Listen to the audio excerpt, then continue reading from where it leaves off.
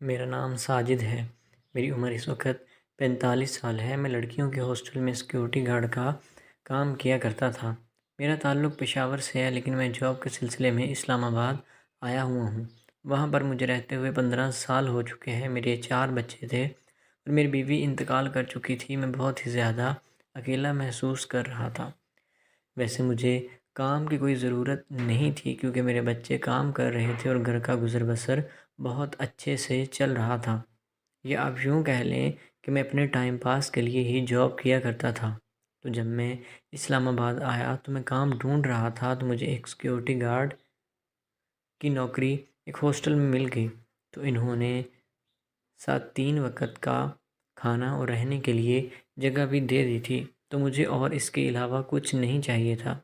وہاں پر یونیورسٹی کے قریب ایک ہاسٹل ہوتا تھا جس میں میں جاب کیا کرتا تھا۔ ہاسٹل کی لڑکیاں ہی صرف اس میں رہتی تھی، جو کہ دن کو یونیورسٹی پڑھنے جاتی تھی اور رات کے وقت اپنے اپنے کمروں میں چلی جایا کرتی تھی۔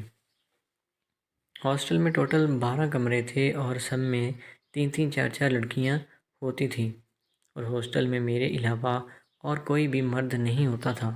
میں ہمیشہ گیٹ پر ہی بیٹھا ہوا کرتا تھا۔ لڑکیاں آتی جاتی مجھے سلام کیا کرتی تھی، اور وہ ہر وقت مذاق کے موڈ میں ہی ہوتی تھی، یوں اچھلتی کودتی تھی کہ انہیں خود بھی اس چیز کا خیال نہیں تھا کہ ہم لڑکیاں ہیں۔ اور فیشن کے تو کیا ہی کہنے، یوں کہہ لیں کہ ان کا بدن بھی چھپا ہوا نہیں ہوتا تھا، اور جو کپڑے بھی پہنتے تھے اس میں سے بھی سارا کچھ صاف صاف نظر آ رہا ہوتا تھا۔ دوپٹے نام کی تو کوئی چیز ہی نہیں ہوتی تھی۔ اب چونکہ میں مرد تھا تو مجھے بھی ان میں سے ایک لڑکی پسند آ گئی، جو کہ بہت ہی زیادہ شوخ اور چنچل تھی۔ میں آتے جاتے ہر وقت اسی کو دیکھا کرتا تھا، اور رات میں بھی جب وہ اپنے کمرے میں چلی جاتی تھی تو میں اس کے کمرے کے باہر کئی بار چکر لگاتا تھا، لیکن چونکہ ان کا کوئی کام نہیں ہوتا تھا اس لیے وہ کمرے میں ہی رہتی تھی اور میں باہر چکر لگاتا رہتا تھا۔ جو کام میں کرنا چاہتا تھا مجھے اس کا موقع نہیں مل پا رہا تھا، کیونکہ اگر تو وہ اکیلی ہوتی تو میں زبردستی اس کے ساتھ وہ سب کچھ ماڈرن ٹائپ کی ہی ہوتی تھی۔ سلجھے ہوئے گھروں کی لڑکیاں تو کوئی شاید ایک آدھ ہی ہوگی، سب کے کوئی نہ کوئی بوائے فرینڈ یا کسی مرد کے ساتھ تعلق ضرور ہوتے تھے۔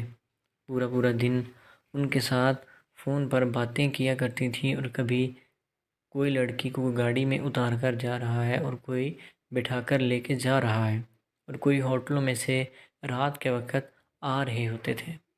وہاں ہاسٹل اس طرح کا ہوتا تھا کہ اس پر آنے جانے کی کوئی پابندی نہیں تھی، اور کوئی ٹائمنگ بھی نہیں ہوتی تھی۔ جب ان کا دل چاہتا آتی تھی اور جاتی تھی۔ ایک رات ہاسٹل کے ایک کمرے سے میوزک کی آواز آ رہی تھی، تو میں دیکھنے کے لیے چلا گیا کہ اتنا لاؤڈ میوزک کس نے چلایا ہوا ہے، کیونکہ وہاں پر اور بھی لوگ ہوتے تھے جو کہ ڈسٹرب ہو جاتے تھے۔ تو میں پوچھنے کے لیے چلا گیا۔ میں نے دروازہ کھٹکھٹایا، لیکن کسی نے بھی دروازہ 2 3 بار نوکنگ کرنے کے وہاں پھر بھی کوئی نہیں آیا۔ میں نے ہلکا سا دروازے کو دھکا دیا تو وہ کھل گیا، اور اندر کا منظر دیکھ کر تو میرے رونگٹے کھڑے ہو گئے، کیونکہ وہاں پر 4 لڑکیاں بے لباس ڈانس کر رہی تھیں اور ایک دوسرے کو اپنی باہوں میں بھر رہی تھیں۔ وہ دیکھتے ہی میرے اندر کا جانور جاگ چکا تھا۔ جب وہ لڑکیوں نے مجھے دیکھا تو میں وہاں سے بھاگ گیا تھا اور بھاگ کر خود کو واش روم میں لاک کر لیا تھا۔ لڑکیاں کپڑا لپیٹ کر میرے پیچھے آ گئیں اور آ کر واش روم کا دروازہ کھٹکھٹانے لگیں۔ مجبوری کے باعث مجھے دروازہ کھولنا پڑا، اور وہ مجھے اپنے کمرے میں لے کر جا چکی تھی، اور وہاں پر انہوں نے مجھے طاقت کا انجیکشن لگایا، اور چاروں نے باری باری میرے ساتھ اپنی اپنی ہوس پوری کرنے لگی۔ چاروں باری باری پوری رات مجھے استعمال کر رہی تھی۔ ان کو سنبھالنا میرے لیے بہت مشکل ہو رہا تھا۔ جتنی دیر تو انجیکشن کا اثر تھا تو مجھے محسوس ہی نہیں ہو رہا تھا، لیکن جیسے ہی اثر ختم ہوا تو میرا پورا جسم کانپنے لگا، اور جسم میں بالکل بھی جان نہیں تھی اور میں بے ہوش ہو کر گر پڑا۔ گرنے کے بعد وہ چاروں وہاں سے چلی گئیں اور واش روم میں اکٹھی نہانے لگی اور نہا کر اپنے اپنے کپڑے پہنے اور وہاں سے چلی گئی تھی۔ مجھے جب ہوش آیا تو میں اٹھا اور اپنے کپڑے پہنے اور وہاں سے بھاگ چکا تھا۔ ہاسٹل کی مینجمنٹ کو میں نے جواب دے دیا تھا کہ مجھے اب یہ کام نہیں کرنا، میں اپنے گاؤں جا رہا ہوں۔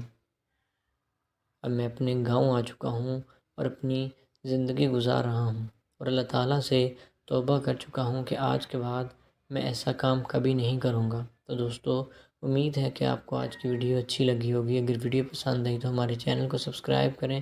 ملتے ہیں اگلی ویڈیو میں، تب تک کے لیے اللہ حافظ۔